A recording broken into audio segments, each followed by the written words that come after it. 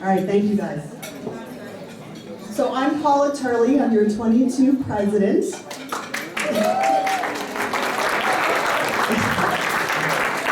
And I'm officially calling our meeting to order. I'd like to welcome you today to our program. It's called Trailblazing, A Path to Homeownership.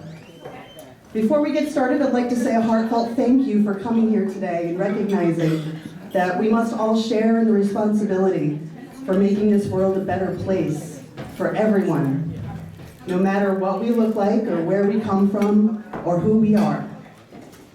I know you were not just here because you want to win a paddleboard today, but because you genuinely support the efforts of our local, state, and national association to increase diversity, equity, inclusion in our real estate profession. Before we get started, please make sure your cell phones are off or muted, or you're going to owe an RPAC investment. All right, at this time, I'd like to have our treasurer of our board of directors come up, Molly Bruno. She's going to come up and do our invocation and our salute to the flag.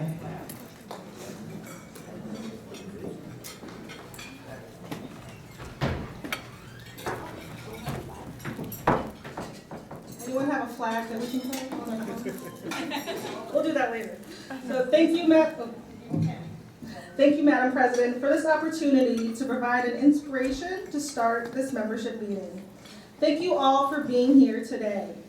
Thank you to our presenters for joining us here. And thank you, ECAR, for your dedication to fair housing.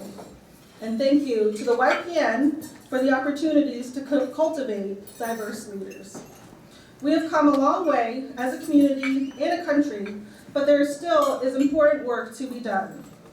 April is Fair Housing Month. We celebrate 54 years since the Fair Housing Act was passed to end housing discrimination and segregation. I am proud to be a Realtor member and continue this important work. As we learn from our mistakes and become more compassionate to our neighbors, we grow stronger together. Let us arrive here today with both an open heart and open mind. All of our stories are different, but we share so much in common. We hope that all people in the communities that we serve are treated fairly with regard to equal opportunity and access to housing, and for our industry as real estate professionals to grow and further the American dream of homeownership. Thank you. We got a flag. I'll stand for the Pledge of Allegiance. I pledge allegiance to the flag of the United States of America and to the republic for which it stands, one nation, under God, indivisible, with liberty and justice for all. Thank you, Molly. And thanks to our annual sponsors and a grant from the National Association of Realtors, one lucky attendee will receive the inflatable paddleboard valued at $450, but you do have to be present to win, so don't take off too quickly. Right here. All right, now I'd like to introduce and extend our sincere thanks to our annual sponsors who regularly support ECAR and help to make today possible. I'm going to announce each of the sponsors, and you're going to have a brief moment to stand up, tell us a little bit about your business, just because we are very limited on time. So first is Green Home Solutions, represented by Dustin Maurice. Good morning, Dustin Maurice with Green Home Solutions. We're your indoor environmental professional company, mold, bacteria, and virus. I'm also the president of the Builders Association, and we have our golf outing coming up. So if anybody's are golfers, we're at Lake of Isles, come see me, and I'll give you some information on that. Thanks for coming. All right, we've got the Law Office of Albanese and Kennar, represented by Gina Kennar. Is Gina here today? All right.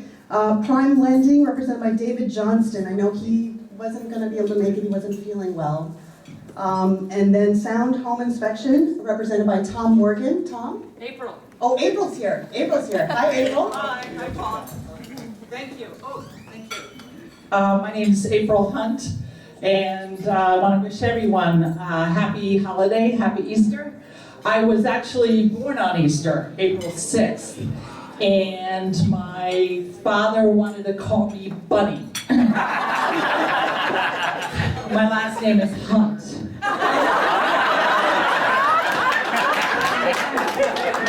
My mother every day for choosing April. So this is my month, and thank you all for coming and being a part of this. And we have some coasters up here. They're absorbent car coasters. We have some books for you.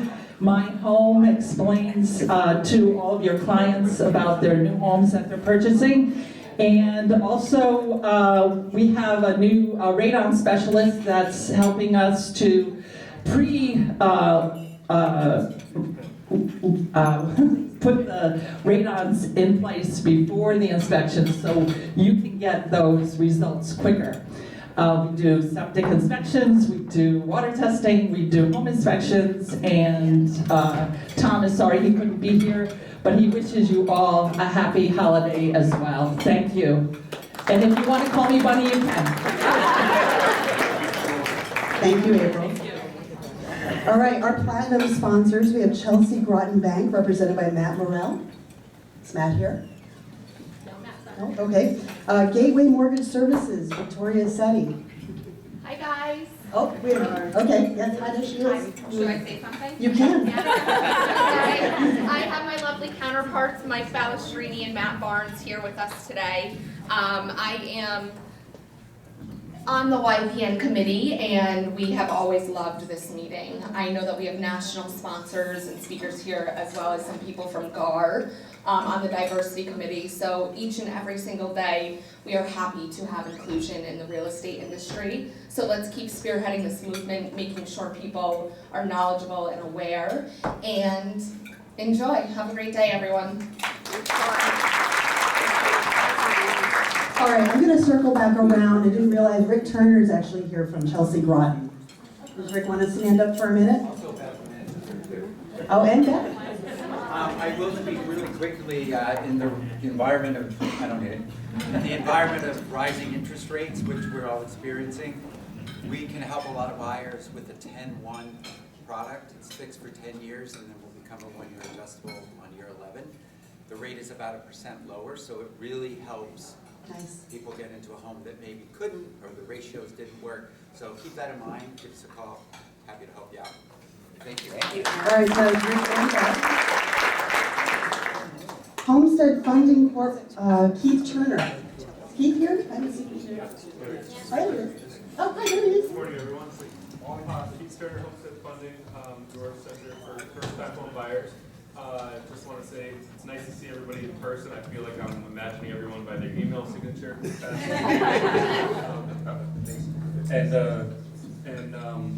Yeah, just wanted to say hi and nice to see everybody. I don't know if that's me or you, but I'll stop talking.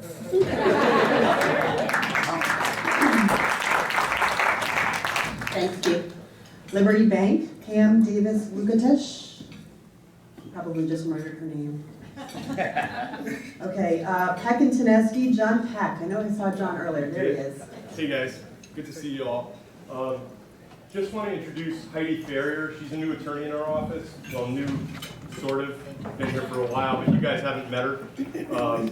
So she's been with us since November, and hopefully it's going to hang around for a little while. Great to see everybody, and I don't mean to bug out, but I have back surgery tomorrow, so I'm going to leave after all the introductions. So thanks. Great seeing everybody, and have a great day.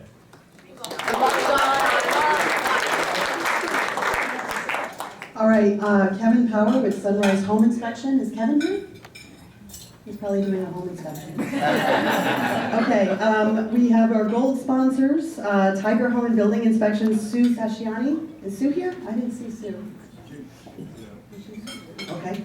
National Inspection Services, I know I saw Kyle earlier. Kyle Clark, there he is. Yeah, so National Property Inspections, New London County. I don't know why that's still written down wrong.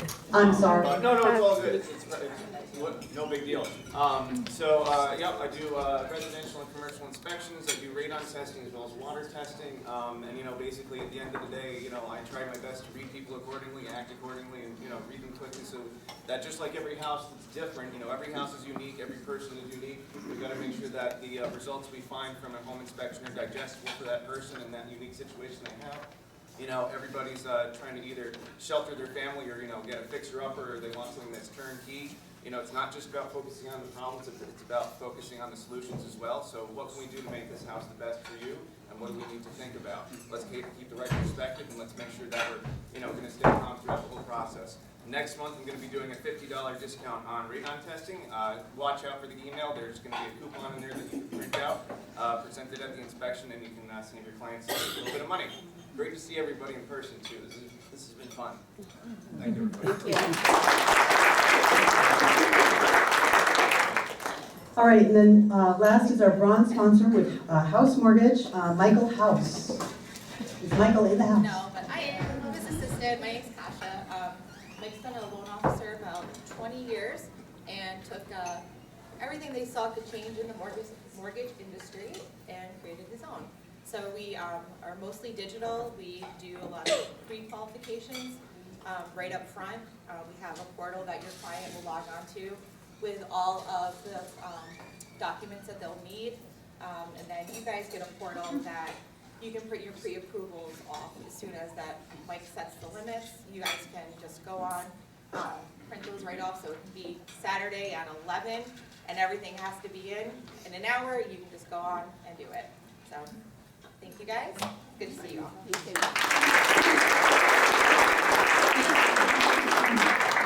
All right, thank you. All right. Well, our membership does continue to grow. We have 1,100 realtors now in our family and 113 affiliates. Please help me welcome any new members. If you look at your program, you'll see a list of them there. Please stand if your name is listed in the program so we can welcome you.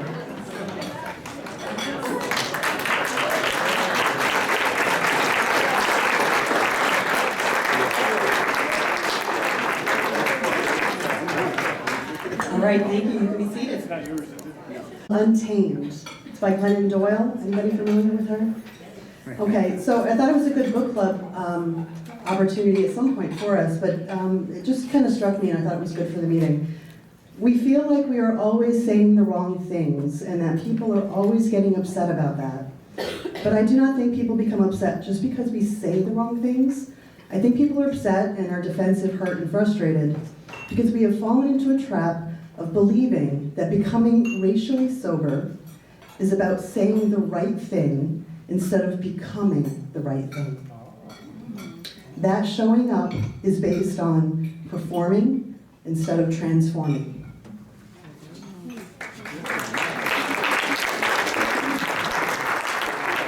When I read that earlier this week, it really hit me because I find myself afraid sometimes to say the wrong thing and I sometimes stay quiet. But we all have to have the courage to have those hard conversations and to help us gain a better understanding of how our own biases and to learn how we can learn, grow, and overcome those. To tag on to what Molly was just saying, we are here today to take a more active role in closing the racial gap in homeownership by gaining a better understanding of the challenges of diverse groups and becoming more inclusive in our communities. Today's program will help us do just that. We have an awesome lineup for you guys. There are national leaders in our industry, including Ryan Davis, the Director of Engagement and Inclusivity at our very own National Association of Realtors. Standing right there, over there. Michelle Walker, the 2021 NAR Diversity Committee Chair and a fellow realtor from Missouri. We have Ryan Weyandt, CEO of the National LGBTQ Real Estate Alliance. Michael Rauh, he's our 2021 Citizen of the Year and President of Chelsea Groton Bank. And Sheila Hayes, local president of the NAACP Norwich chapter. Welcome. Well, what has ECAR been doing lately to promote diversity, equity, inclusion? In 2021, our very own YPN committee revised our pre-licensing scholarship to include diversity as a 5th core area of consideration. And they were instrumental in helping to establish a mentorship grant program which provides financial, educational, and career support for aspiring underrepresented real estate agents in Eastern Connecticut. This grant program seeks to increase the number of diverse top producing agents, better represent the communities we serve, and improve the rate of equity and homeownership for all in Eastern Connecticut. I'd like to recognize the ECAR's young professionals for planning this membership meeting, and to kick things off, would Chair YPN Amanda Polanski please come up to the podium?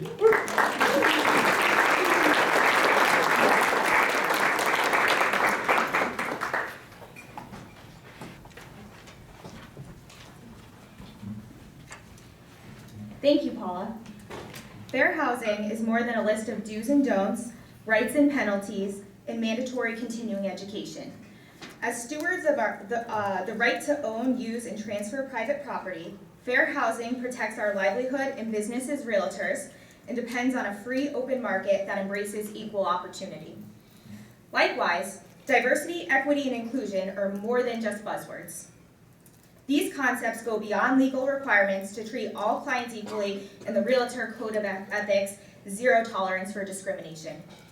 Yet, stark societal divisions and disparities in home ownership rates remain a call to embrace DEI in our business and to be proactive in representing the communities we serve.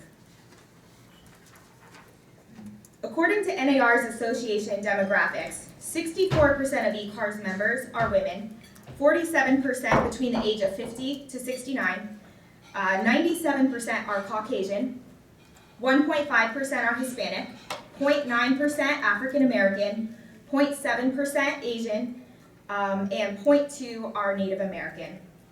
Compare this to the 2021 census quick facts about Eastern Connecticut, where 50% of the population is female, 84% are Caucasian, 11% are Hispanic, 7% are African American, 4.3% are Asian, 1.2% are Native American.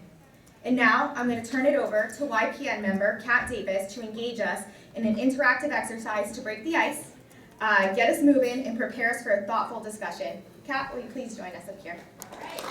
How's everybody doing? Great. Good. All right, here we are for this diversity forum. So exciting. And so sort of as Paula said, sometimes when we start talking about issues surrounding diversity, equity, and inclusion, folks get a little bit in their feelings, right? We worry sometimes about saying the right thing or saying the wrong thing and sticking our foot in our mouth. And we, as humans, can get a little bit amped up, right? Let's just acknowledge that, right? And so we wanted to do a little something fun to kind of break the ice, but also to get us engaged and thinking about how these issues really play out amongst our membership and for the clients that we serve. And diversity isn't, it's about a lot of things. It's about aspects of ourselves that are visible, but also maybe pieces of our identity that are not visible and that we don't see. And so diversity isn't just about color, it's about socioeconomic status, it's about sexual orientation, it's about, all of these different things, age, ability. So even if you think, okay, 80% of us in Connecticut are white, that doesn't matter, right? Like, we all have differences, and so we need to be thinking about how our pieces of our identity all matter in this, okay? None of us are exempt from this conversation. So anyway, we're gonna do a little something to have a little bit of fun to break the ice, okay? So, little did some of you know that you are sitting in a chair that has a golden ticket underneath it. So can everybody please reach underneath your chair and see if you're one of our lucky participants here today? Sign the golden ticket. I got the golden ticket. I got the golden chance to make my way. Sign the golden ticket. There are 4 awards. There are 4 golden tickets. 4 golden tickets. All right, come on up. Lucky winner! Lucky winner! Come on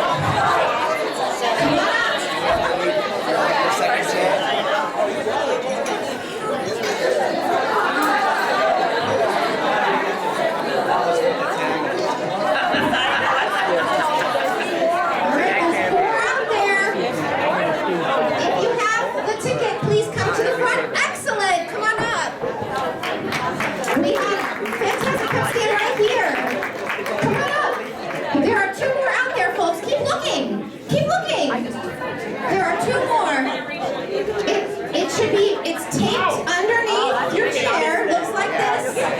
Who's got one?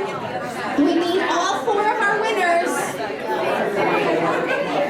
If you don't want to come up, give it to somebody else. Or look under the other chairs. There's one over there. I think one was over here. Welcome. Give her a big round of applause. Oh my goodness.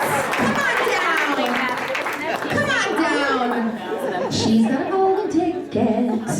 You get extra points if you can name that movie. Oh, it's an empty seat. Okay, there's one more. I need all 4.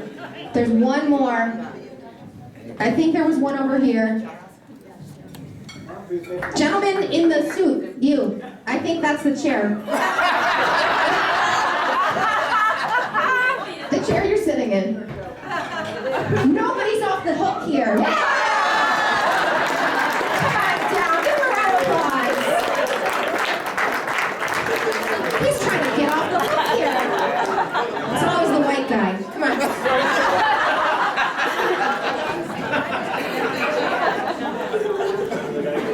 All right, friends. All right, please give me your golden ticket to participate. Thank you, thank you. Congratulations. They are winners here today. Everybody else in the audience is a loser. All right.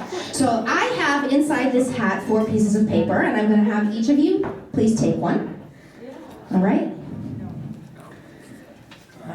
You can, well, not yet. Come on, take it. All right, so now you can all open it up. It's gonna give you a number, all right? We're gonna be playing a game called Lucky Buckets, okay? And I have a bucket right here, okay? And I have a koosh ball, okay? And the number on your ticket is gonna be the distance you have to stand from the bucket, okay? So open them up and everybody just show your numbers to the audience. Okay. All right, so this is what we're gonna do now. I didn't rig that one. Okay. All right, so I'm just gonna put the bucket right here, okay? And for our friend here, come on over. All right, so I'm just gonna take one step from this, okay? And I'd like you to come stand right here. Just one step away from the bucket. Now, what's your name? Truden. Great. Truden, I would like for you to take this koosh ball, and if you can do it, I'd like you to I'd like you to make it into the bucket. Do you think you can do that? Woo! Fantastic! You are a winner! Come on over to this is the winner's corner, right here, okay? Fantastic, good job. Okay, who's next? Who has number 5? Oh, you do, sir. Perfect. All right, ready? So, I'm going to take the steps. 1, 2, 3, 4, 5. Okay, right here, sir, please, if you can. What's your name? Al. Good luck. All right, so if you can just make it into the bucket, please. Oh, no! Should we give him another chance? Yeah. Let's give him another chance. Want to get another chance? We'll give you another chance. All right. Should I do it underhanded this time? Whatever you think will work, Al. It's your lucky day. Come on. Oh! I'm sorry. You have to go to the loser's corner. That's over there. So go stand in the corner. Sorry, Al. That's a familiar place. Oh. Okay. That's the loser's corner. Okay, who's next? Who has the number 7? Perfect. Okay, so we're gonna do this. All right. So. 1, 2, 3, 4, 5, 6, 7. All right. And what's your name? Carol. Carol. Okay, Carol, come stand right here, please. And, okay. Oh, okay. Just a second. There we go. All right, Carol. Now, just put the wiffle ball in the bucket. Good luck. Good luck.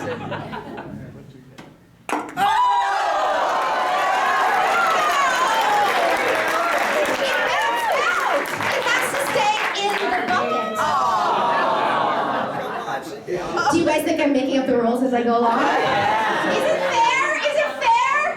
No. She nailed it. It's totally fair. All right, come on, Carol. I'll give you one extra chance too. Oh, okay. I'm sorry, Carol. Give a round of applause, but to the loser's corner. All right. Last but not least, let's see, 1, 2, 3, 4, 5, 6, 7, 8, 9, 10, 11, 12, 13, 14, 15. Okay, and you can stand there.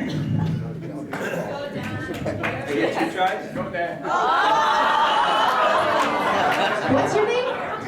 Dan. Okay, Dan, this is your lucky day, because you're going to make a lucky bucket with this, I bet.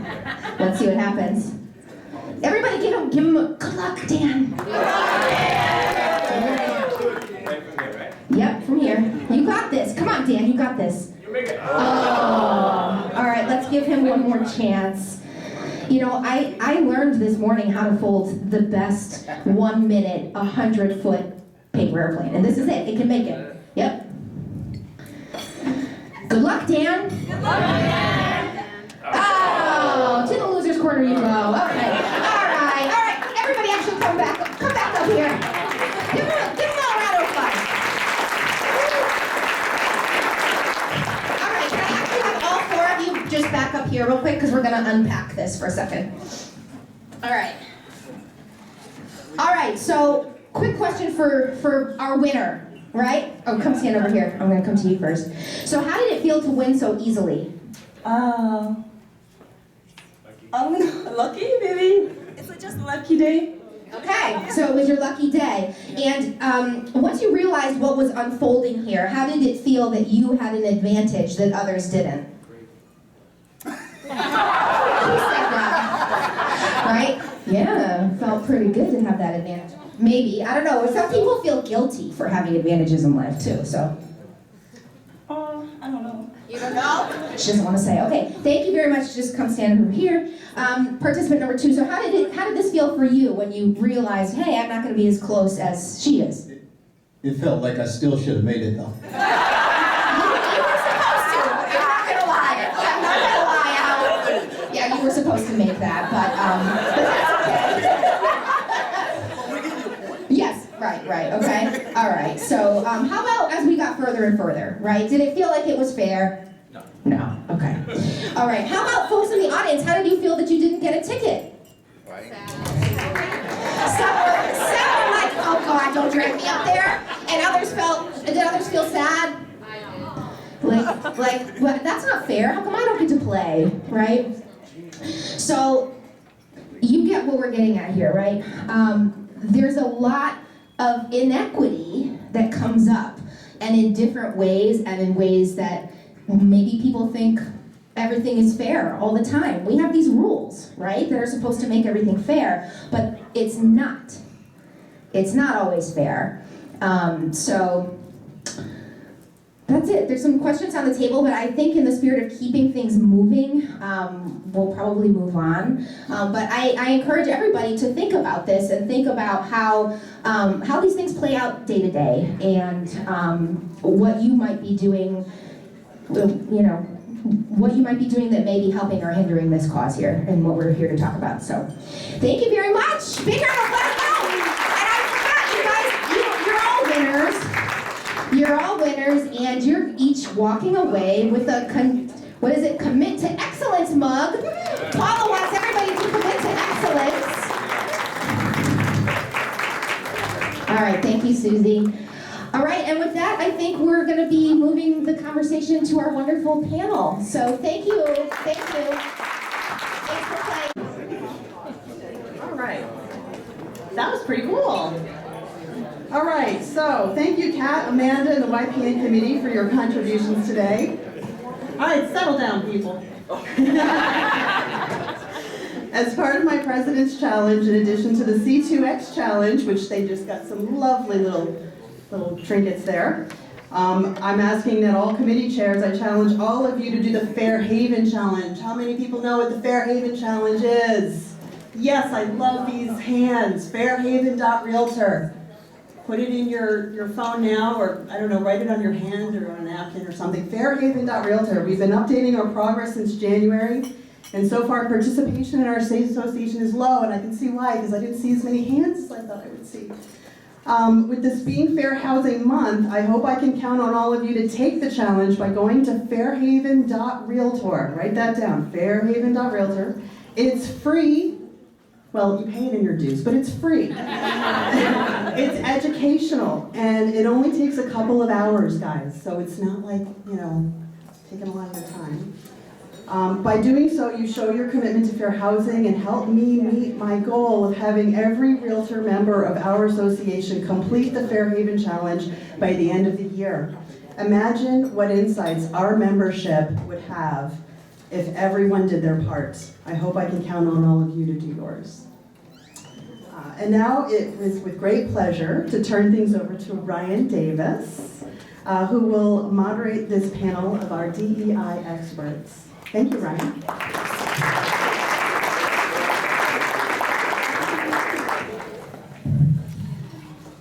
Okay, thanks so much, Paula. I do feel like I was treated unfairly. I was responsible for giving the Eastern Connecticut Association improving the grant, but I didn't get the board here. So we have to correct for that. Just kidding. Happy to be a proud sponsor and supporter of the work that's happening here. Ryan Davis, the Director of Diversity and Inclusion and Engagement at NAR, National Association of Realtors. I've been in that position roughly 8 months. So prior to that, came from the higher education industry. I was Associate Vice President for Institutional Equity and Diversity at Brown University in Providence, Rhode Island. And spent a lot of time in higher education years before that. This community is familiar to me. I actually grew up in Windsor, Connecticut, and as well as Hartford, Connecticut. So my mother lived in Windsor, my father lived in Hartford, went to Windsor Public Schools, and graduated from Eastern Connecticut State University in Willamette. So I'm happy to be home. Thank you for inviting me.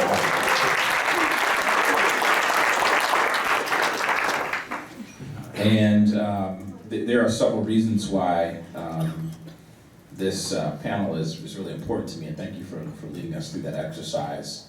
It provides a sort of practical and contemporary depiction of what we're up against here. But before we go into that, I wanted to invite some company up here with me. So if my fellow panelists can come on up here and join me, that's Michelle Walker. She's 2021 Chair of the Diversity Committee. Give her a round of applause. At the national level, Ryan Weyandt, the CEO of the LGBTQ+ Real Estate Alliance, right there.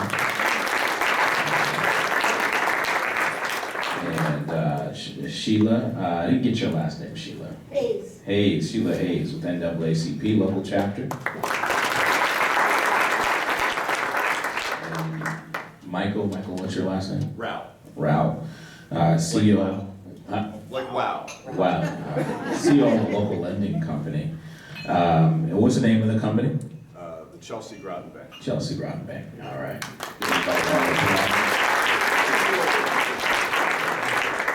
So let me start off by sort of unpacking these terms. What we mean by diversity, equity, and inclusion. DEI for short is often what we call it. Fair housing is what was sort of simulated right there. And DEI more broadly are two different things. Fair housing is everything that has to do with abiding by what is now the law, to treat people fairly and equitably in everything when it comes to buying real estate, homeownership, lending, etc. Diversity, the D, is really about differences among all of us. So oftentimes when people think of the word diversity, we call people like, when I talk to people about like the hiring process, oftentimes people say, we want diverse candidates. For me, that really isn't a thing. So diversity, everybody has diversity within us because we all have a race, we all have a gender, we all have a sexual orientation, age, ability status. That is diversity within every individual. So you can diversify a group, but you can't have a diverse candidate because that's really doesn't exist. It's an oxymoron in my opinion. So it's really the differences among us is this diversity. Equity is providing people what they need to be successful. That's a really important concept. Well, there's actually sub-definitions of there's providing people what they need to be successful. Inclusion is making sure that everybody has sort of a sense of belonging, that they feel like they matter, that they can show up to spaces and be their authentic selves, if Susie, you want to wear purple hair today, you shouldn't be judged for that. It's that type of thing. We should be able to come and show up as our authentic self and be who we are without issue. And so the reasons why these things matter are several-fold. I mean, we didn't have a strong start at the National Association of Realtors when it comes to advancing DEI.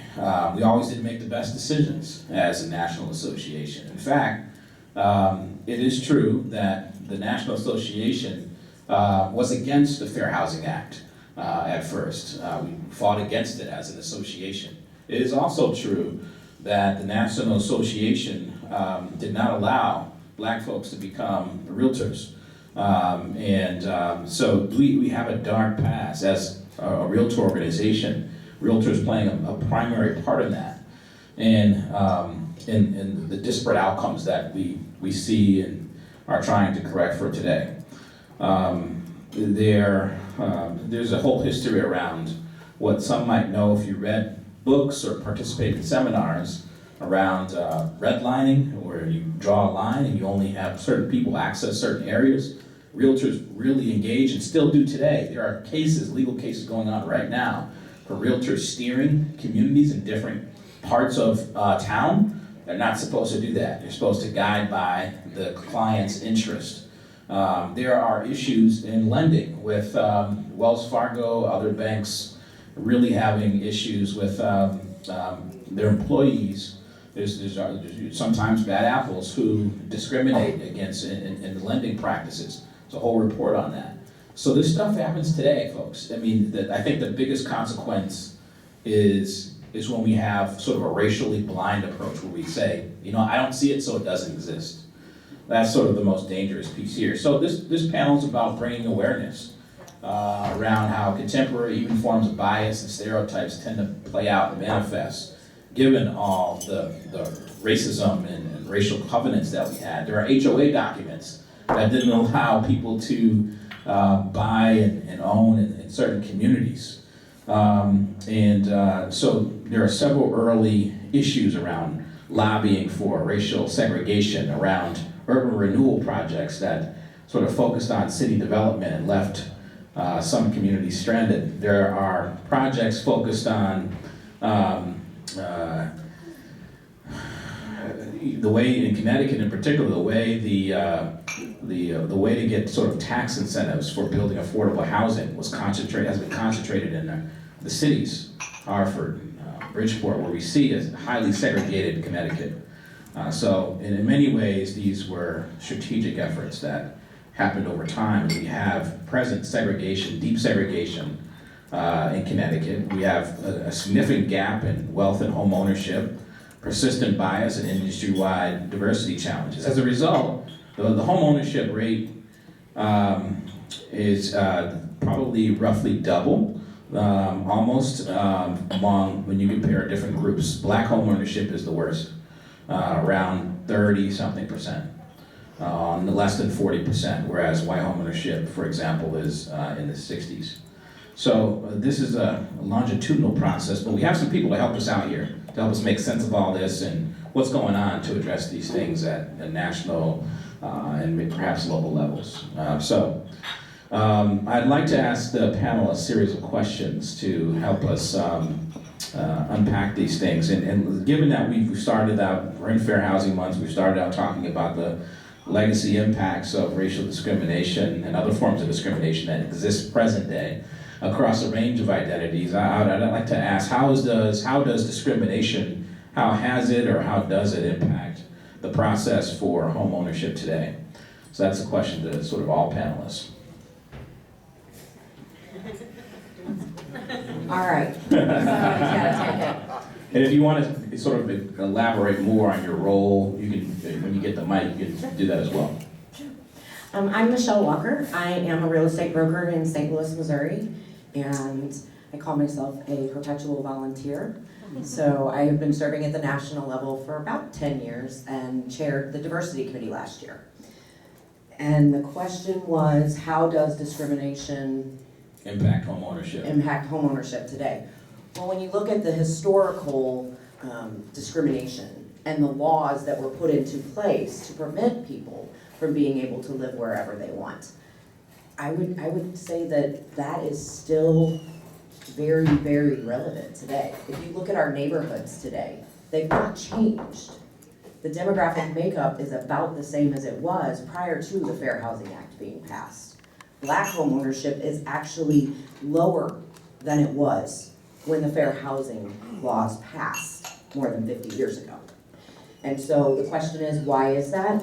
I would say that a lot of it is probably implicit bias, which is something we'll probably talk about a little bit more as we go on. But I would say that implicit bias is probably the reason why we are still continuing to see more discrimination today. More so than, I would say, explicit bias. Thanks, Michelle. And you have, in addition to being the 2021 NAR Diversity Committee Chair, you have played a leadership role in your local association too, right? Can you tell us about that? Yeah, so I was president of the St. Charles Association of Realtors, about 2,500 members in 2017. Been involved in that local board for about 10 years, and it's a suburban association, so outside of St. Louis County, across the river, where when you cross the river, it becomes a whole different world. Just ask the people that live across the river. And so I'm serving on the St. Louis Board of Realtors now, and they have 8,000 members on the other side of the river. And what's interesting about it is diversity and inclusion efforts are very, very different between the two associations. St. Louis is doing a lot of very progressive things, and it's exciting to be a part of. I'll get into a little bit more specifics about that in a bit. I just want to do a quick introduction there. Ryan, can you say more about what you do, what the Alliance is about, and if you have any insight on that first question? Yeah, good morning. Ryan Weyandt. I am an hour behind all of you, so I'm a little sleepy still. So forgiveness if I yawn. I'm here from the Twin Cities of Minnesota. I am the CEO of the LGBTQ+ Real Estate Alliance. Prior to doing that as a full-time occupation, I was in the lending space. So I was 4 years as a lender with US Bank, 6 years with Wells Fargo. I also was very instrumental in the diversity, equity, and inclusion side of the finance world of real estate. So I'm thrilled to be here, and kudos to you folks at the association level. I've been in rooms of association meetings 10 times the size of this association that weren't able to put this many people in a room on a morning during the weekday. So bravo to all of you. It's a testament to this association, so good for you all.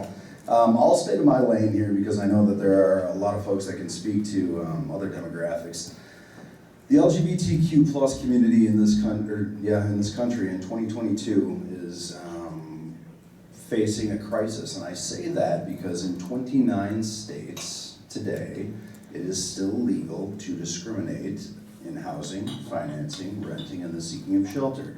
So, everything north of Maryland, northeast of Maryland has state level protections. But since identity and orientation are not federally protected classes, it's up to the state to determine if we're protected or not. So, the state of Nebraska is a great example. If my husband and I were trying to purchase a home in the state of Nebraska and the sellers found out that we were a gay couple trying to buy a house, they are well within their right up to the time that we sign the documents at closing to terminate the purchase agreement for no other reason than that.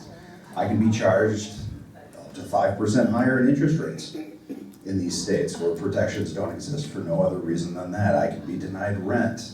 I can be turned away if I'm seeking shelter at a public shelter. So we have a lot of work to do in this country, and how does discrimination impact homeownership? Well, I can tell you that the homeownership rate of the LGBTQ+ community in America today is 49%.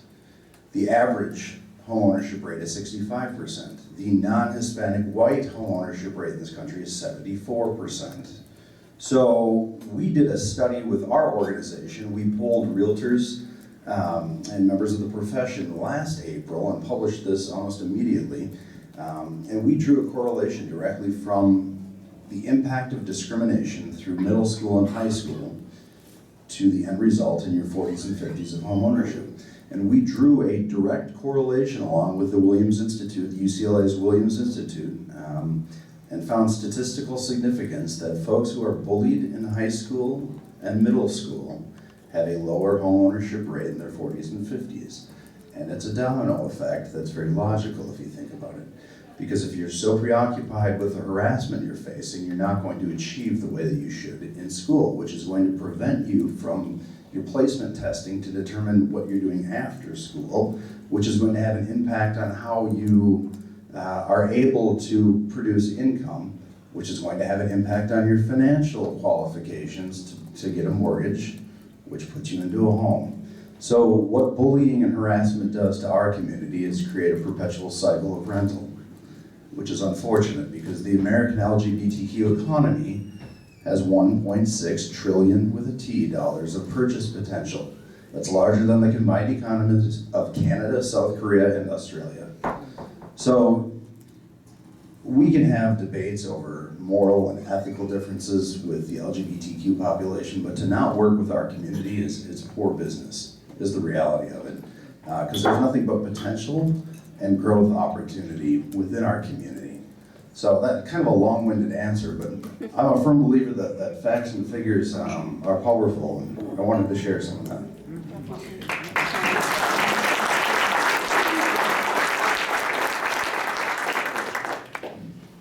Good morning, everyone. So being local here in Connecticut, I've actually lived here in Norwich and in Eastern Connecticut most of my life.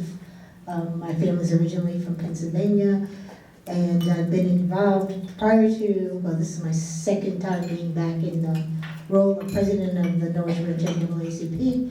I worked for the state of Connecticut Department of Housing, so I am familiar with housing across the state. And one of the areas that is currently, and most of you know that this is going through in cities and towns right now, is every municipality is required to file their affordable housing plan in the city. And just last week, the city of Norwich held a public hearing, and the city of Norwich, you know, we're almost at 20% of what is classified as affordable housing. And that sounds like the city is doing a great job, but it's not, because the issue is really about affordability, not the way the state classifies affordable housing. And so that is the conversation that really needs to happen. How much income, what is your net worth, or what is your ability to afford a mortgage within, especially southeastern Connecticut, eastern Connecticut. When you get outside of Norwich, New London, and possibly Groton, you are running into zoning laws and that are restrictive, and how much of your income can you afford into those communities to purchase a home. So discrimination is taking place in the affordability issue as well as our zoning laws. And those are the areas that we are working on across the state of Connecticut when it comes to housing and homeownership.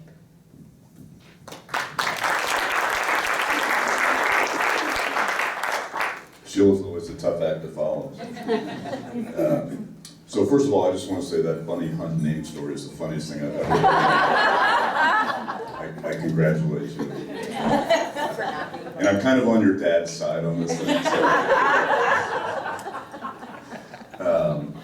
I also want to say thank you for having me as part of this this panel, and I will, from a expectation setting standpoint, tell you I am not a DEI expert, although I appreciate that. But I am someone who has spent most of his life, and particularly his professional life, trying to understand the issue and trying to do whatever I can personally to understand the issues and to do something about it. I was on the Lawrence Memorial Hospital Board for I don't know, 8 or 10 years, and I remember my very first hospital board meeting, there was a presentation on the health needs of the community. For those of you who don't know, Lawrence Memorial's primary market is down in New London. And the takeaway that I had from that presentation was that where you are born largely determines where you will end up in life. Not physically, but your health, your life expectancy, your education, your income, your job attainment. There's studies that have shown in New Orleans where there's a 30-year difference in life expectancy from one neighborhood to another neighborhood.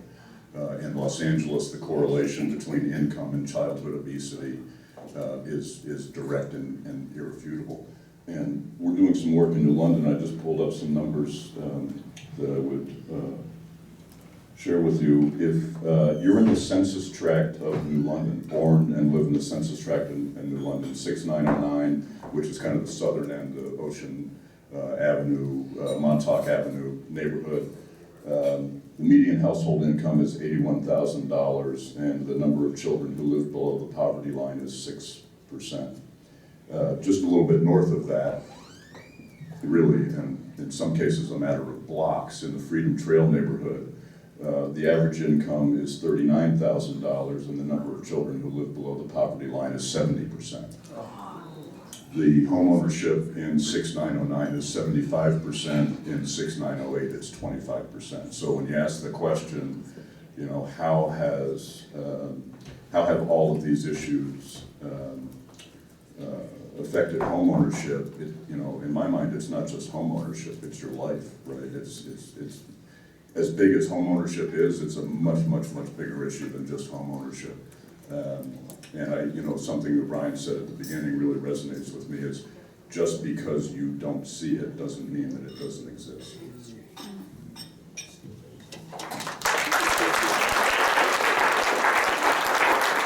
Can I just add a little something? My daughter is 17, and she's a very proud activist. And she said in a speech, and the reason I say it like that is because in my local market right now, people are considering an activist almost as a bad word. So I jokingly used that. But what she says is that learning about discrimination is a privilege. It's a privilege to learn about it rather than to experience it every day of your life. So I wanted to add that because that was a very, when she said that hit me so powerfully, because privilege is a word that when people say that, it gets us going on the inside. We're like, I'm not privileged.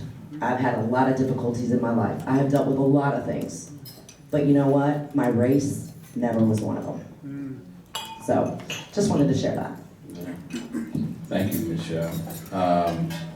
Well, I have a few other questions for you. We have roughly 30 minutes, and maybe we'll leave some time for comments or questions from the audience as well. But I wanted to go back to Ryan real quick. Can you tell us more about the Alliance? I know that there's a national alliance, LGBTQ plus real estate alliance with several chapters around the country. I think the closest chapter being in Boston. Can you tell us how the alliance got started? Why did it start? Any additional comment on why it's needed today?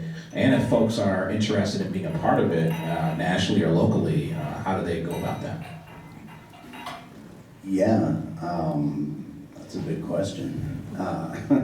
We started on Father's Day of 2020, and if you think, who in the hell starts a nonprofit minority organization in the middle of a pandemic, you're spot on. Spot on. And between that time and now, we opened the doors on October 1st for membership after we built up some infrastructure. We had what I call the reverse Field of Dreams problem. They came and then we had to build it. But between October 1, 2020 and today, we put on 2,100 members. So we have about 50 chapters throughout the country. States like Texas, Florida, California have multiple chapters. The great state of Connecticut does not have a chapter. So the closest chapter is going to be our Boston Metro chapter. In fact, the Northeast is pretty sparse as far as representation for our organization is concerned. But some of the points that I highlighted when I spoke originally just kind of reemphasizes why we exist, right? So we look at our peer organizations, and when I say peer organizations, it's NAACP, the Hispanic Association, the Asian Association, the Black Association, Women's Council, the Veterans Association. These folks have all been working for 54 years to increase the homeownership rates within their communities. We are 54 years behind in that fight, right? We can't focus on increasing our homeownership numbers until folks in all 50 states can legally buy homes. So advocacy is at the forefront of what we do. And as many of you folks can attest to, there isn't a more powerful group of people in this country than realtors.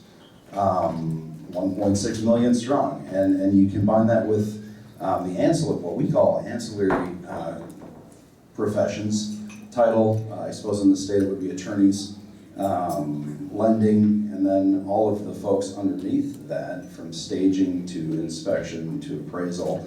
We have 32 different professions that our membership encompasses at the Alliance, not just realtors. But we exist right now. We have four main purposes: advocacy, which obviously addresses a lot of the stuff that I just spoke of; education, which is huge, because whether you know it or not, between Gallup and the census, 10% of our population identifies as LGBTQ. So that's 1 in every 10 people, or 1 in every 3 houses in America, assuming that the average house has 3.1 people in it. So that means someone to the left or right of your home, or maybe in your home, identifies as part of our community. So while 10% of the population seems small, the reality is that 1 in every 10 isn't as insignificant as it sounds. So education's key, and the more that we share facts and figures with folks, hopefully the more understanding that, that folks are. I say that because Gallup just released a study that 22% of Generation Z identify as LGBTQ. It's almost a quarter of that generation. 10% of millennials. And then if we go down to the opposite end, less than 1% of the traditionalist generation. Now folks, I don't think that we're just blossoming like daisies. I don't think that more people are waking up and saying, well geez, I'm gonna be gay today. I think it's a byproduct of acceptance and feeling comfortable to walk across your threshold every morning and be your true self in every element of what you do. And that's a societal change, and education is the only way to get to that. We focus on business and ROI, because just like your gym membership, if you're not getting anything out of my organization, you're not going to continue your membership, which ultimately, if I don't have members, I'm just leading a glorified student council. And then philanthropy. We're not a charity. We're a C6 organization, just like your association is. And we enable the folks who are C3 charities to do more and better work of what they're focused on doing. So that's kind of the mission of the Alliance, Ryan. We took the place of an organization that was on the scene for 13 years and unfortunately had a lot of really shady ethical things going on. The IRS disbanded that organization. The folks that were left, the members of that group, there was just too much potential to give up. So we regrouped, and at the direction of the gentleman who came before Ryan, Fred Underwood, we started the Alliance. And it's been kind of, well, it has, not even kind of, it has been my life's work. And I would say preserve my sanity through the pandemic up until this point. So thank you for the question, Ryan.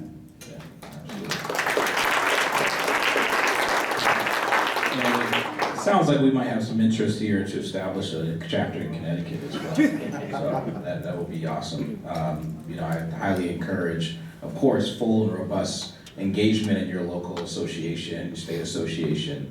But there's extensive opportunity to get involved in the organizations that we partner with at a national level, which include the LGBTQ+ Real Estate Alliance, as well as Ryan mentioned a couple of others. ARIA, the Asian Real Estate Association of America. They have several chapters around the country. The National Association of Real Estate Brokers. So that's an association that represents the interest of Black homeownership specifically, and were founded during a time in which NAR would not allow Black realtors to become part of the Realtor organization. There's the National Association of Hispanic Real Estate Professionals, and they just put out the 2021 Latino Homeownership Report, which shows the demographic trends and how that's a market we need to all be thoughtful about across the country. So in concert, the four of us work very closely together to really provide culturally affirming and responsive research and advocacy so that all the communities are attended to in ways that they need to be. Okay, good. So Michelle, you have been involved at the national level for the last 10 years and most recently as the National Diversity Chair. Tell us about the work that you perhaps led as the NAR Diversity Chair. What are the things you were up to that you initiated and that maybe folks need to be aware about? Ultimately, we encourage you to be involved in your local association at the board level. That's what, a big part of this is really about. Beyond your job as an agent or a broker, what we really want you to do is become on the board of your local association, and then ascend to leadership as well at the state level, the Connecticut Association, and then the National Association. There are over, I think, roughly 90 committees, and the opportunity to apply is open right now. We have several foci, one of which is a diversity committee. A separate committee is actually the Fair Housing Committee. So I have a counterpart, Alexia, who's the Director of Fair Housing Policy and Programs, who really that's her sole focus. Michelle, can you tell us about the work that you did as a volunteer leader of the Diversity Committee last year? Sure, so I had the honor of working with a consultant group called IB Consulting, and the Diversity Committee worked with the Strategic Thinking Committee at the National Association of Realtors to put together a diversity assessment and strategic plan at the national level.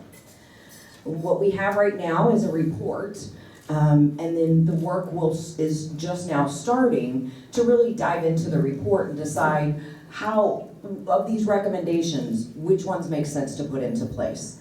How will they impact our members and all of those things. The basic gist of the assessment, and there were a lot of focus groups, I don't remember exactly how many people, but there were hundreds of people involved in the process of putting this assessment together. And what it said, and what I had to present to the board of directors at the national level, was that our association is not experienced as inclusive by all. And that was very difficult to see in writing and to have to present that. But I think it's important to be able to say that, because if we're not saying it, then we can't do better. And so I think part of this report is when you know better, you do better. And so now that we know and we're seeing it in black and white, we can actually start to do the work of being better. So it was a big undertaking, and the work is just now really beginning to look at those recommendations and weed them out and figure out what makes sense to move all of our members forward. Yeah, so as recently joining NAR, I've had the opportunity to be involved in that as well. And so the consultant sort of shared really 4 or 5 themes related to the work. One is about representation and leadership, and that the representation of our association does not necessarily match that of those leading the association, those on serving as national chairs, on the leadership team, et cetera, over time. So we need to be more intentional about that. And you also need to be intentional about it in your local brokerages and your local associations, et cetera.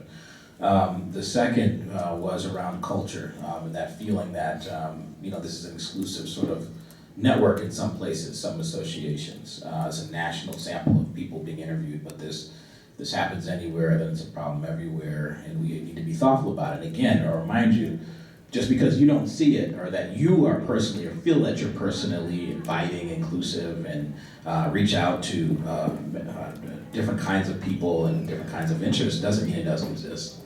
And so that was another piece, is the culture of inclusion. A third piece that we'll focus on is advocacy. Advocacy has been sort of heavily in the news, most recently actually in Florida, with advocating for the Don't Say Gay bill, for example. There's a big piece that happened in Florida with the legislation. And so, I imagine out of this group, the realtors who are a part of it will want to think about the ways in which we advocate in ways that also enable DEI to have a backbone. The things that we advocate, kind of things that we put money towards, we are the largest trade association in the world, and so we have a lot of power as a political organization. There are a couple of other foci in the report, lots of strategies. There are over 50 of them. So we'll be working through all that between now and the end of the year and formalize an annual a strategic plan that we're going to call our own. So we receive these recommendations, and at NAR we're working in coordination with states and local chapters to follow suit. I also wanted to add, so we had COVID, everybody was stuck at home, and we weren't doing a lot of traveling. So January of last year, I reached out to a group of about 8 different leaders from across the country, diverse group, men, women, different ethnicities. And I said, let's hop on an app. It's called Clubhouse. I don't know if you've ever heard of Clubhouse. So I said, let's hop on Clubhouse and have a conversation. We're just gonna call it Real Talk, Race, and Real Estate. We didn't really have an agenda other than just conversation. As it's been said here, we don't talk about these things. We're afraid we're gonna say the wrong thing. I can assure you, you will say the wrong thing. That's going to happen. However, people will see and feel your heart. They will understand. They will correct you, hopefully very lovingly. But, we need to have spaces for candid conversations. And so that's what we aimed to do. It was kind of like a group of friends sitting on a couch, just having conversation about race. How does it impact your life as a realtor? We've had agents come on and talk about being arrested just for showing a vacant home. And so I encourage you to participate in conversations that are uncomfortable, because that's where we can really learn. And then if you're able, let other people listen in to those conversations, because it may be the only opportunity some people ever have to even hear those types of conversations. Because again, it's terrifying to have them, and we know we will mess up. So it's okay to just listen to. We can learn that way. Yeah, for those who don't know, Michelle referenced a situation that happened in Michigan where realtor Eric Brown was arrested and held at a gunpoint he was showing the home to his client and his client's son. Black man, 3 black men. The week prior to that, I think somebody who was interested in buying the home, not a realtor though, showed up to the vacant house and just walked in to look at it. It wasn't theft, there was no arrest. And so the neighbors thought it was the same person and called the police. And this time they came with guns drawn. So that really shook Eric Brown, realtor Eric Brown, and his clients up. But the act of, while that is a very pronounced incident, these kinds of incidents of bias and stereotype and assumed guiltiness tends to happen disproportionately to realtors of color. Something that we've sort of been looking into more deeply. So, a lot of the things they talked about in the Race and Real Estate Clubhouse app is, you have to be thoughtful, for example, about where you put lock boxes. You can't put them in the side of the house in a bush because it's going to look suspicious the way black folks are typecasted. What's interesting about that is I really had like kind of a light bulb moment, aha. We were talking about where the lockbox location, and one of my black girlfriends said, I don't like when they're on the side or the back because people are going to think that I am lurking and they're going to call the police, which could be a dangerous situation for me. I shared the story with one of my white girlfriends and she said, well, I don't like when they put them on the back of the house. There might be somebody back there that's gonna get me. So we have the same fear of the same thing, but for completely different reasons. That was again, it's something that, through those conversations was very powerful to realize, wow, we have that same fear, but for very different reasons. One of the things you also talked about, Michelle, in the Clubhouse conversation is, the politics of dressing up and how you can go to a house and however you want? I will wear yoga pants to show a house. My black friends would never dare, because they know they will be seen differently. They have to, and whether they have to or they do just because they feel that that's the requirement for them, but they feel like they can't wear yoga pants. They won't be taken seriously. If the police come, they're not gonna believe they're a realtor. So I do have an advantage and a privilege that I can wear whatever I want. I don't even have to think about it. The police come when I'm at a showing, I'll peek my head out the door and I'll wave at them and off they go. So it's very different. Yeah, thank you. Going back to you, Ryan, we're sticking at the national level for a little bit, then we're gonna pare down to the local level in a second. But Ryan, so if CT does, Connecticut does not have a state law that discriminates against the LGBTQ plus community, how does that really show up in real life? Because the state does have these protections in Connecticut. So do my colleagues here have nothing to worry about? What types of problems should realtors pay attention to here in Connecticut? Yeah, great question. And just to clarify, Connecticut does have state level protections there. The state assembly did pass equal rights protections where orientation and gender identity are protected classes in the state. But I mean, this is so common sense, folks, right? It's the 101 of being a decent realtor. Like, treat people equitably. Show everyone the same neighborhoods. Show everyone the same listings. Don't make an assumption over qualifications until you see qualifications from a lender. Just to kind of chime into what you all were talking about, it's not just a realtor problem, it's affecting our clients too. And I say that because the Times now, for I think the 5th article in a row, is uncovering serious discrimination and bias in the appraisal process. And the difference that white families and black families are facing in the hundreds of thousands of dollars of perceived value of homes simply because of photos of the family being posted in a home during an appraisal. It's a serious problem. And I can't explain that. I'm not interested in trying to explain that right now. But what I will tell you is that laws on the books or not, everything goes back to enforcement, right? And you're not going to be able to enforce these laws 100% of the time. We've had the Fair Housing Act in place for 54 years, and we've actually declined in home ownership rates in most minority communities. That's not necessarily an enforcement thing, that's a cultural thing. That's a societal problem.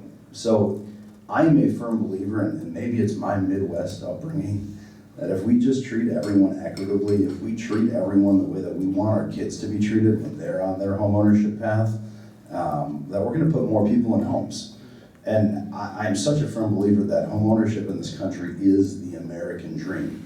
If home ownership isn't the American dream, tell me what is, because it's through home ownership that we provide security for our families, that we provide hopefully wealth creation and generational wealth for our families, and really a sense of safety that enables our families and ourselves to be good or at least present in everything else they're doing, whether it's their occupation or service on Sunday, if that's a path that you walk down.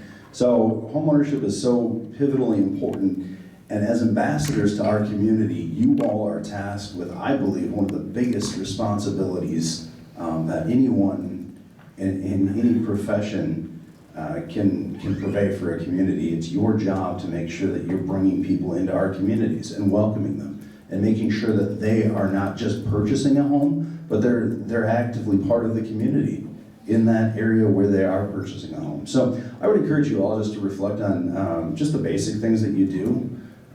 A lot of us starting out have a laundry list of stuff that we try and make sure that we accomplish with each client. That's the fundamentals, right? It's just like sports. If you're feeling rusty, go back to the basics. And there's not a lot of failure in that. But I can say, I think it's important to understand people, whether it's a protected class or not, people who identify as different, whether they present differently or in our community, you wouldn't know that necessarily. You wouldn't know that someone was LGBTQ unless they volunteered that information. Please understand that everyone has a story, and that just because they're not presenting as different, that doesn't mean that they don't have differences. So come into a transaction, come in and greet a client with an open mind and an open heart, and hear what they need from you to feel fulfilled, and try and provide that to the best of your ability. That's really what it comes down to. You know, one of the other practical pieces that NAR has been advocating for is not doing love letters. Love letters can show up as problematic and potentially open up opportunity for people to fall in love or fall out of love with a client based on their identity. So that's a big thing. Another thing that NAR has been up to the last couple of years, when I say NAR leadership, the member leadership within the various committees, is our Pro Standards Committee has been engaged in, we've adopted Code 10.5, which protects against protected class, helps protected classes have protections against discrimination in the business that we do. In short, you can't be a realtor by day and a bigot by night, not anymore, right? And so that's in our code of ethics now. You know, we then have also case interpretations of different cases and how they would be interpreted in real life.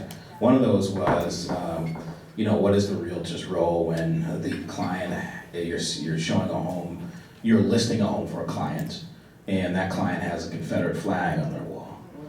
All right, what do you do? Do you take it down? Do you say, you know, I'm not listing this, I'm not doing photos of this? Do you leave it up? It's their private property, their right. So we had a case interpretation of that, and the result was that, you know, you need to have it taken down. That is a threat and a barrier for specific communities. These are the kind of things that we talk about all the time at a national level. It affects every part of our industry today. This is not a conversation of the past. This is a conversation that will always be relevant with us. So long as we all have differences, there's always things that we need to talk about. Okay, so I'd like to go now to the local level. So Sheila, does any of this resonate at the local level, what the NAACP is involved in? What are the types of issues that you've seen emerge, or what do we need to be thinking about and focused on locally in terms of obstacles for homeownership, in terms of policies and practices, things that you're advocating or seeing? And then second, there's really a two-part question.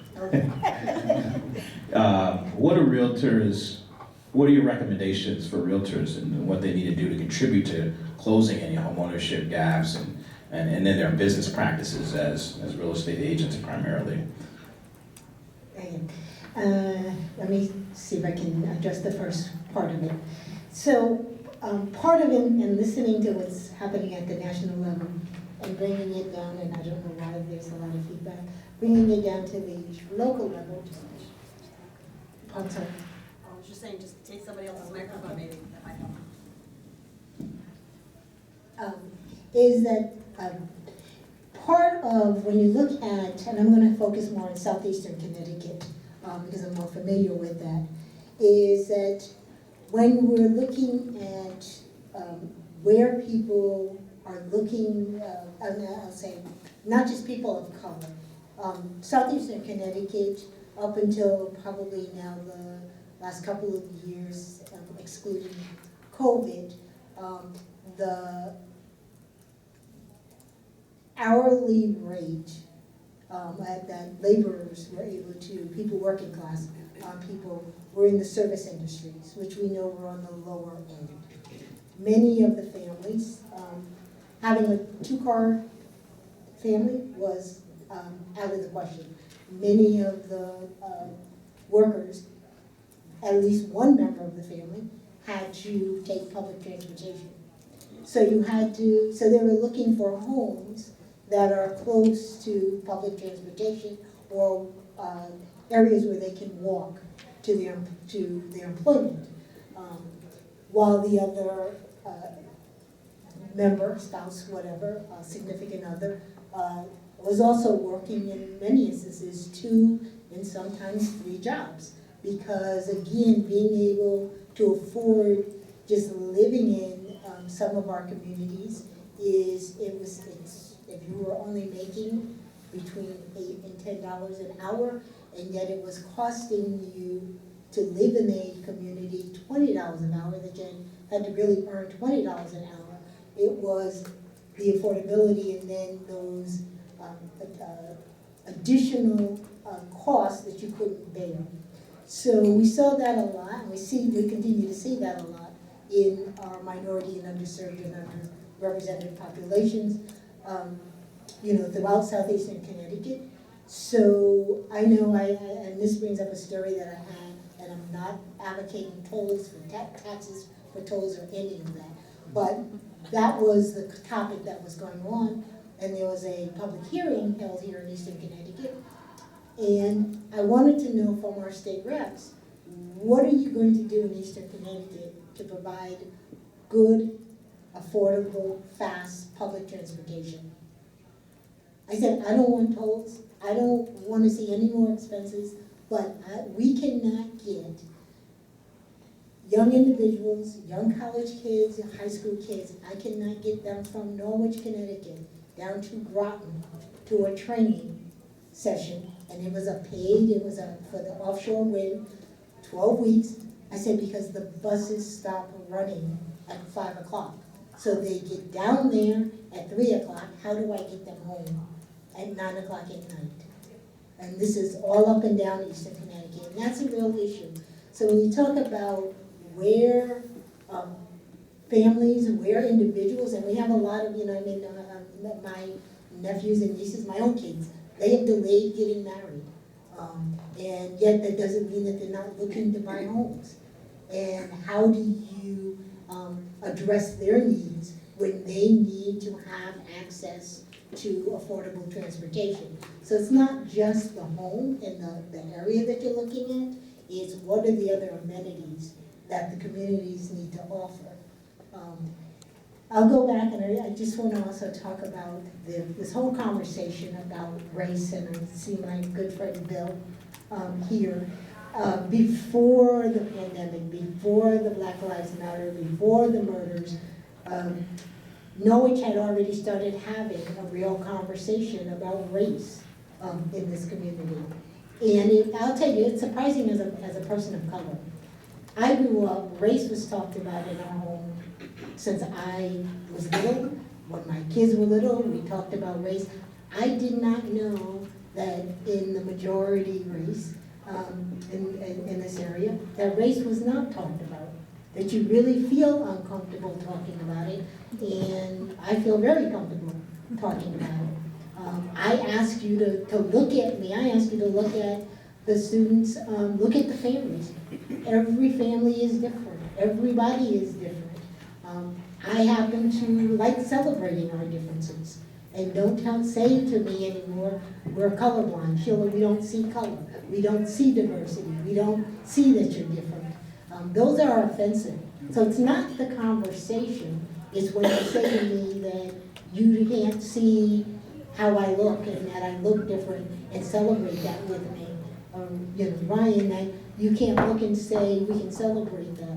So don't be afraid to have the conversation, but don't treat us as if we're non-existent, that we're this wall that you're talking to. And I'm sorry, can you tell me what the second part of the Based on your experience in this area and what the NAACP chapter is up to, are there any implications for what realtors should be thinking about doing? Sure. So I think the hardest thing for me to talk about on that, and yet I believe we should have the conversation. I'll tell you, I look sometimes at the listings that real estate agents use, and especially when we know our community, and you list it as a piece of property in an area that is not really in an upscale neighborhood, but you'll use that designation. And then for an example is, Norwich has a section called Norwich Down, and it is normally considered a more upscale neighborhood. So when you mention the home is in Norwich Town, people really think they're going to the more rural or upscale area. And then when they arrive, and this happens to many people of color, is that it's really in downtown Norwich. We don't know how Norwich Town got extended downtown. And it's those kind of items that I think you should be aware of, is that it is, again, take the time to really get to know the city, whether it's New London, whether it's Norwich, those are the two major urban centers. I don't like it, we still refer to our communities as villages, but those villages still have character, and those villages still have the tradition and history that goes with them. Just be mindful. It shouldn't mean that you don't take someone there, but be mindful when they walk into that village, when you look up its history, or that section of town, it comes with its own baggage, and it comes with its own celebrations sometimes, because there are some villages that are changing, and they're more welcoming than others. The other piece about it is that in most of the major cities across the state of Connecticut, there is a chapter, there is a local chapter of the NAACP.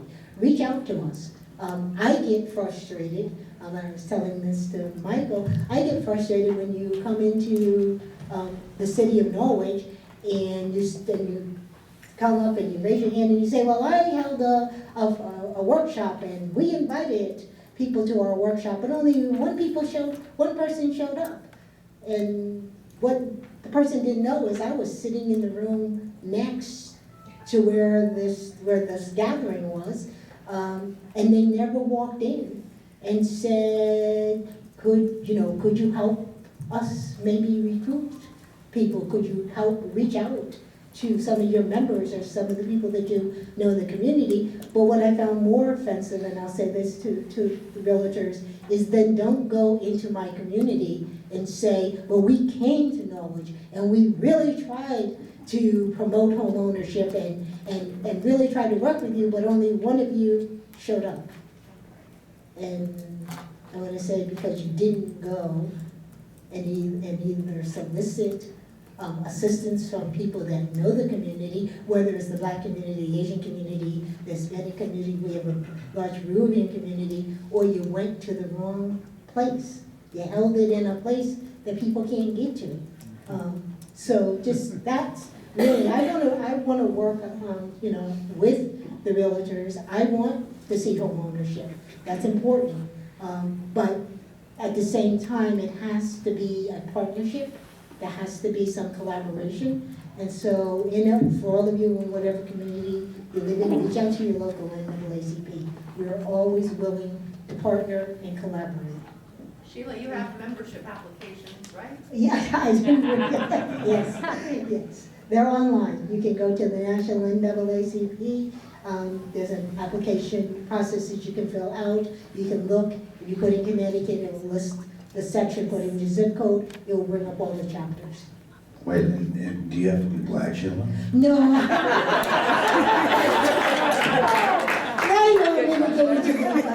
Just briefly, since you talked about the history of your organization, NAACP is celebrating 113 years. We were started in 1901. Believe it or not, it was started by a fair number of Caucasian people or white people, as well as Black people. They came together in the city of New York. Our first national secretary was white, our first national director.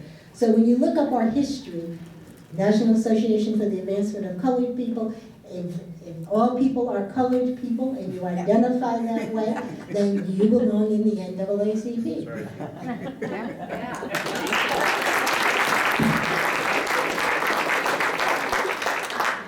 So my last question is for Michael, and then we'll, if we have time for any comments or questions from those joining us, that would be wonderful. So think about your question now, we'll do a mic run.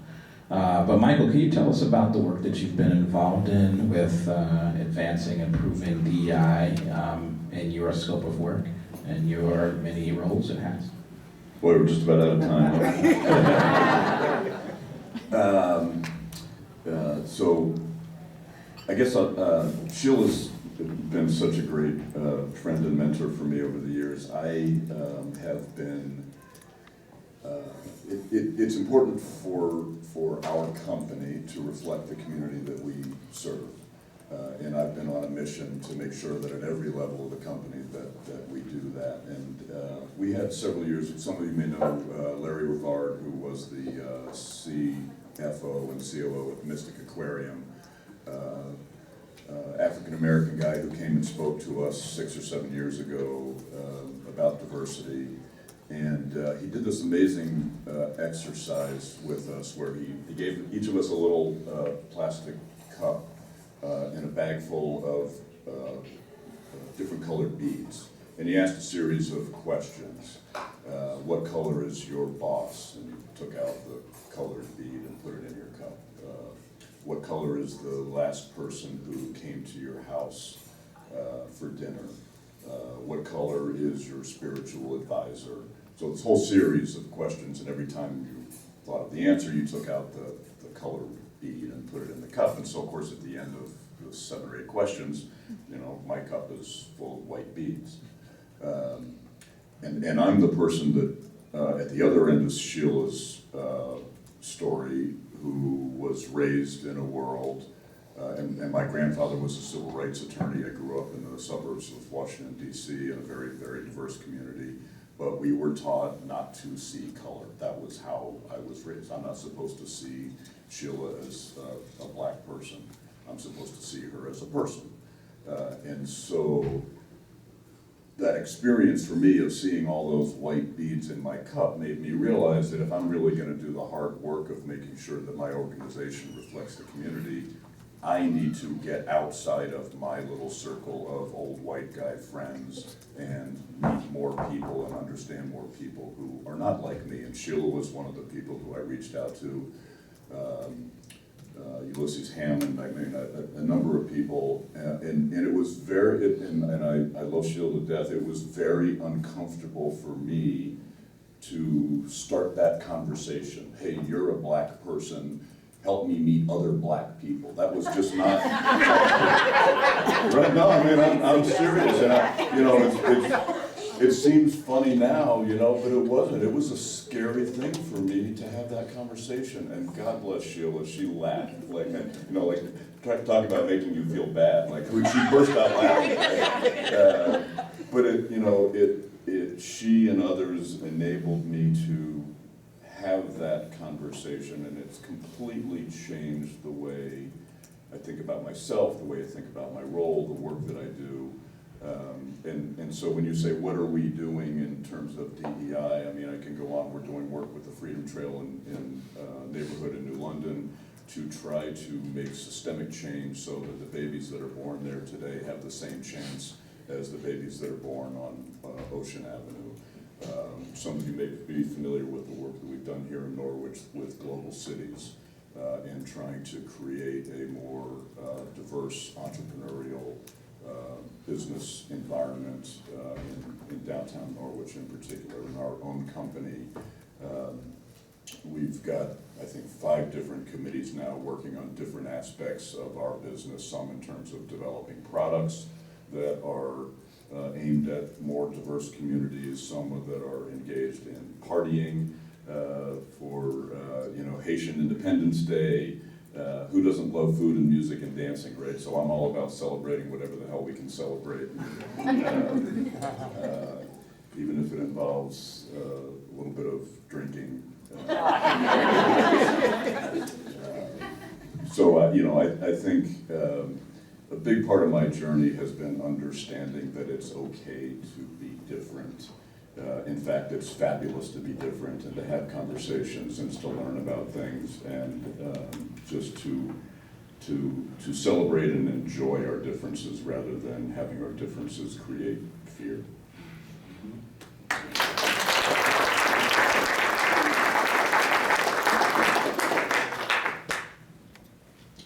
Oh, you have a question? I know you're going to turn it over to everyone, but I have this burning question because it's. Well, you're the boss, so. It serves my personal interest being the leader of a local association. And one of the conversations we all had at dinner last night involved Michelle. I'll direct this to you. And what was instrumental for you in having social change happen at your local board? I know you implemented a few really important policy changes. So last year, the president of St. Louis Realtors decided to appoint a presidential advisory group, also known as a PAG, to talk about diversity and inclusion. And we met for a lot of hours, a whole lot of hours. And we came out with 19, and I won't give you all 19 right now, but 19 recommendations to the St. Louis Realtor Board of Directors. Of those 19, all 19 were unanimously approved to move forward. I'll send you that list, and then you're welcome to share that. Things like education. All new members are required, as part of new member orientation now, to take the Fairhaven Challenge. So going to Fairhaven.Realtor, that is now part of our membership requirement for new members. We did take it a step further, went to Missouri Realtors and said, hey, Missouri, while we can't, as a local association, require our members to do this, because of Board of Choice, we could say, yes, all of our members in St. Louis have to do Fairhaven, but what they could do is say, I don't want to do that, I'm just going to go to a different local association that doesn't require that. So we took that idea to the state level so that the state could look at implementing that. We have mandatory education for all leaders pertaining to diversity, equity, and inclusion. So when we go through the board leadership training and the chair and vice chairs, there is a diversity component that will be a requirement for all of our leadership. A public apology.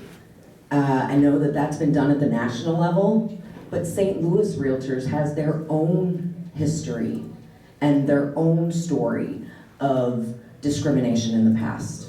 And so starting with a public apology for the actions of the past that St. Louis Realtors participated in will help us move forward. We're also going to be partnering with NAACP, having a much more meaningful partnership with the National Association of Real Estate Brokers. Trying to think what else. High-level ones. Were there any I missed? No, those were good. Okay. Thank you. So I'll send Susie the list so you can see exactly what other things. But it's a lot of partnering with other organizations like the NAACP, the organizations that are already in the community, already doing the work, that we can help them be more successful in their work. So that's kind of what we did in St. Louis, and it's all rolling out now. Yeah, so that's very important. At the national level, we have what's called, and it started last year, the President's Fair Housing Challenge, and that all of this starts and continues and never ends with education. And so how do we become more aware? And so there's 3 different educational opportunities, one of those being Fairhaven. Fairhaven, for those who don't know, is an asynchronous simulation of events that realtors can go through to make decisions about what they would do if faced with a situation that presents them with a challenge around potential discrimination, or bias at the very least. And so we've gotten nothing but phenomenal feedback. It does take some time. You want to earmark 3 hours roughly to get through it, pause, think, reflect. But it's a fabulous simulation if you're faced with these things, and you will make some wrong decisions about that. So not enough people raise their hand to have completed it. We need everybody to complete that. So you can Google Fairhaven, the fictitious town, and you can complete it. So make sure you do that at the very least. I think at the state level, Connecticut Realtors has a requirement for a bias education course. So you might be a part of that. We're rolling out, for anybody who's going to a Realtors legislative meeting in May, we're rolling out a in-classroom experience around implicit bias, and that's going to be free at the conference.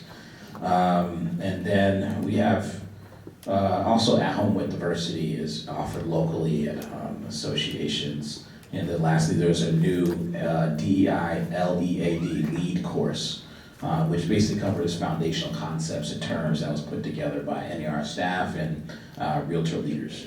So if you're thinking about what do I do next, what do I do now, that's got to be the first thing. I mean, we have 1.5 million Realtors across the country, only roughly 30,000 have completed them. That's despicable for what we should be. I mean, this is really helping you do your job, right? And at a minimum, Fair Haven's going to keep you out of trouble. Again, there's lawsuits all over the place for people who make mistakes. They just don't know what they're doing. It should be a requirement. Look, we are out of time here, right? We're officially out of time. We have time for one or two burning questions. Like people are. I know if you have to leave, we understand. We won't be offended. But they can't win their prizes if they're not here. But we do have a couple of burning questions. So if you have one, put your hand up right now. I see 4 or 5, and then we're done. Okay. All right. And try to make it succinct. Ask a question, ideally, or a brief comment. Start over there. My name is Anna Mitchell, and I'm with the Commission on Human Rights and Opportunity. I'm not a realtor, and no one sitting at this table is a realtor. So when you say that this Fair Haven program, so you answer these questions, like does something come up and say, wrong answer? Or if you've answered the question incorrectly, does it then say this is a better way, or how does that work?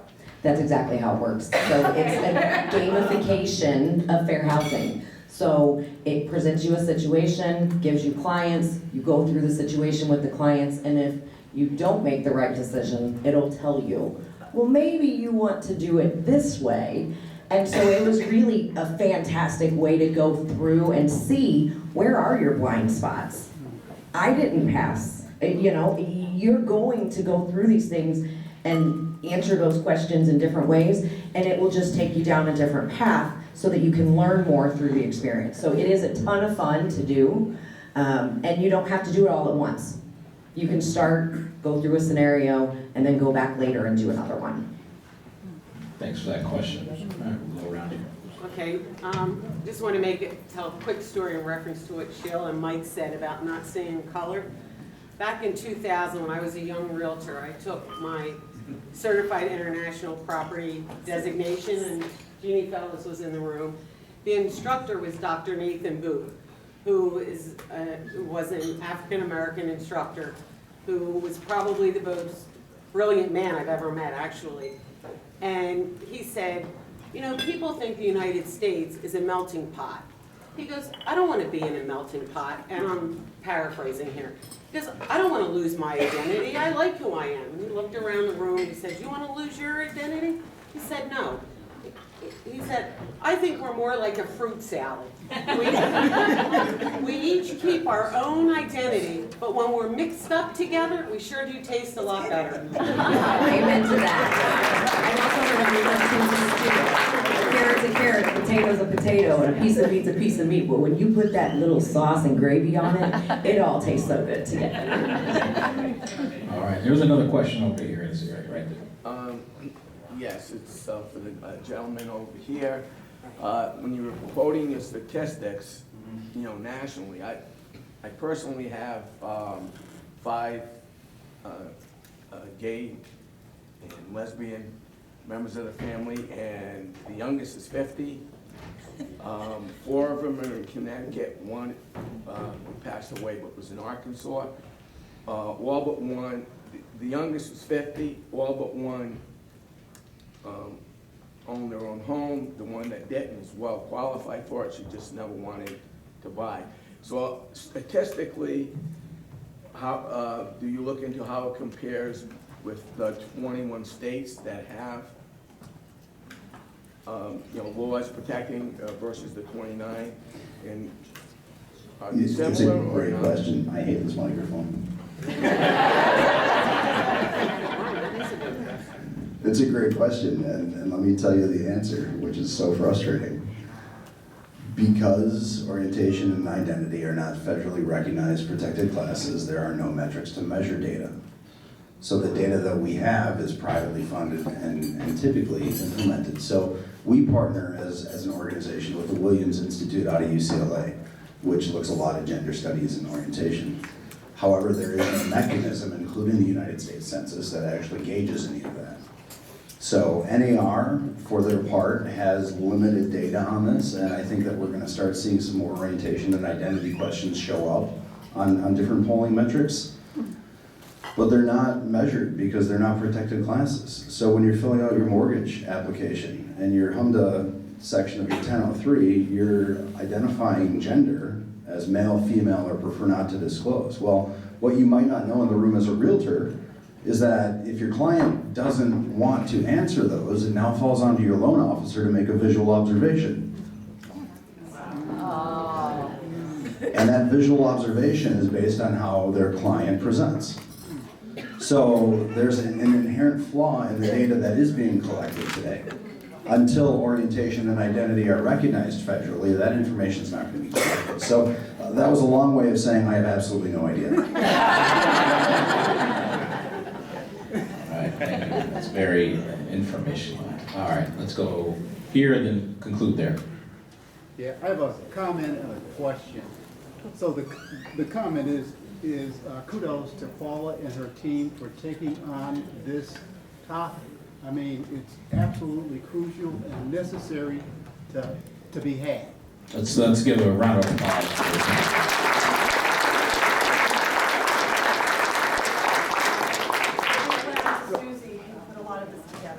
Thanks, Susie. So the question is about metrics, right? So we all know that what gets measured gets done. And when you talk about DE&I, metrics seems to be the holy grail of establishing who should do what at the brokerage level, right? I mean, or what should be done, and how do you measure what should be done? And I mean, all the agents, I know I am proud to be an independent contractor, right? And no one can tell me what to do.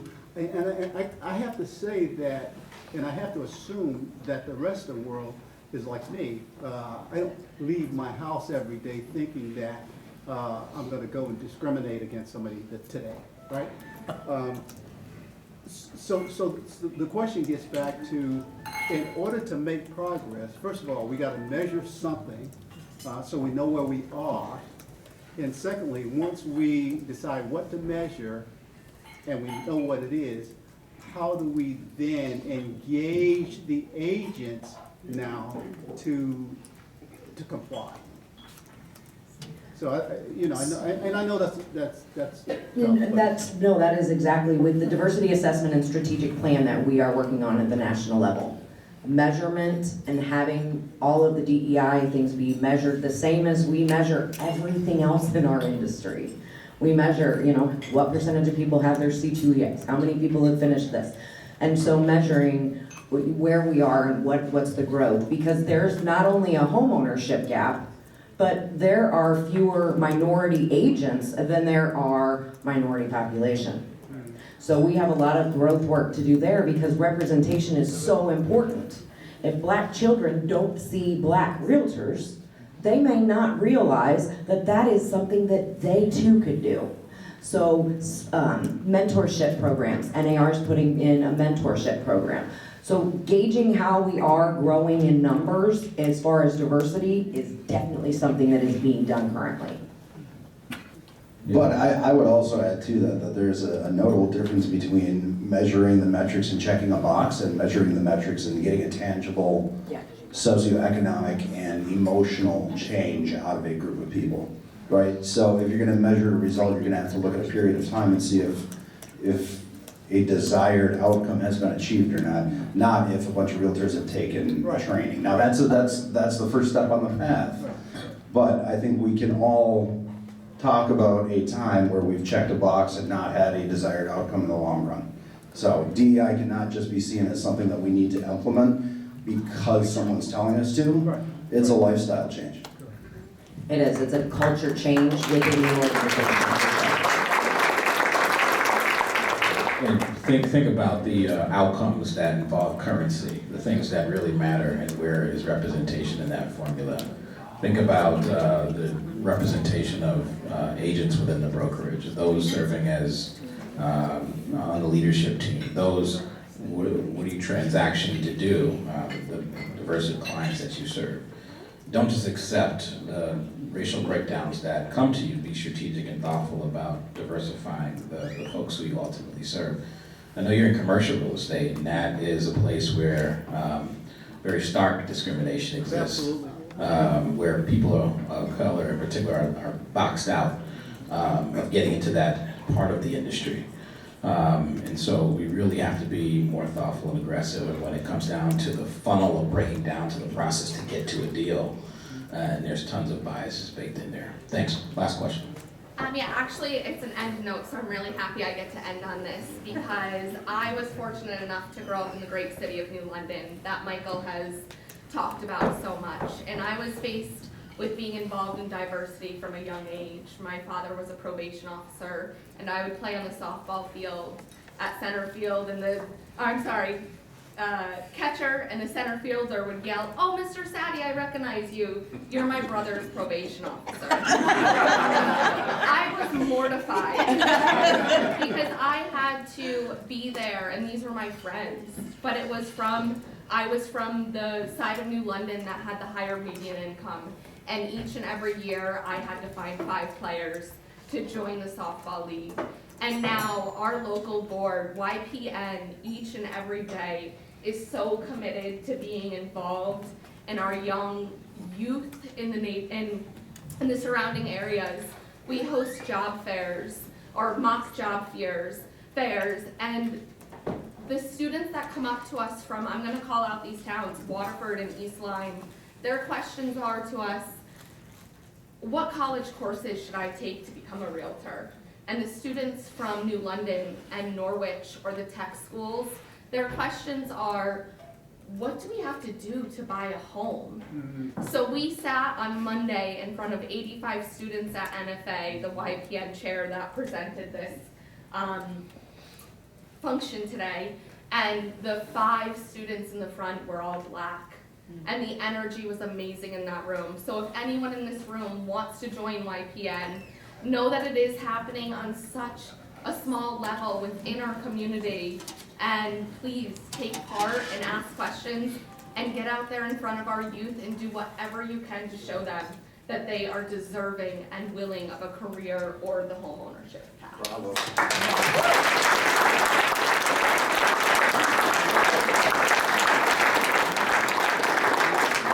Indeed, a perfect end to a wonderful breakfast and start to your day. Thank you everyone for joining us. This has been phenomenal. And I want to hand it back over to Paula.